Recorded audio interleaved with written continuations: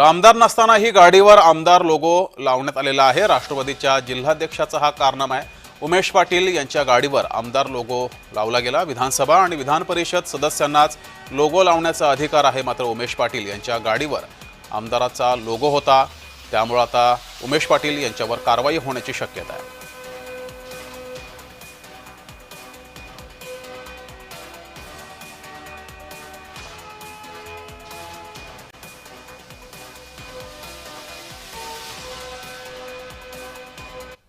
नमस्ते, मला बरं झालं आपण फोन केला।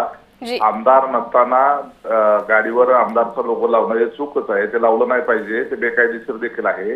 परंतु मी वापरत असलेल्या गाडीमध्ये अनेक वेळेला आमदार सोबत असतात आणि आमदार सोबत असल्यानंतर तो लोगो जो आहे तो त्या ठिकाणी ड्रायव्हर कडून लावला जातो। तो काही स्टिकर नाहीये, ते डिटॅचेबल लोगो आहे।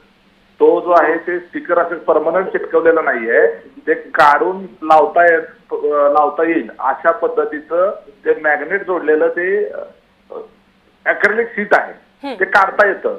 आमदार गाडीत बसल्यानंतरच तो लावला जायचा, परंतु ते काल जे काही ते शूटिंग किंवा जे काही फुटेज आलेलं आहे त्यावेळेला गाडीमध्ये आमदार नव्हते आणि त्यामुळं तो त्या संदर्भामध्ये तो माझ्याकडे त्याकडे दुर्लक्ष झालं। आमदार बऱ्याच वेळेला माझ्या सोबत गाडीमध्ये असतात आणि ते असतानाच्या वेळेला तो त्या ठिकाणी तो लोगो लावला जातो आणि आमदार नसतील त्यावेळेला तो काढून ठेवला जातो।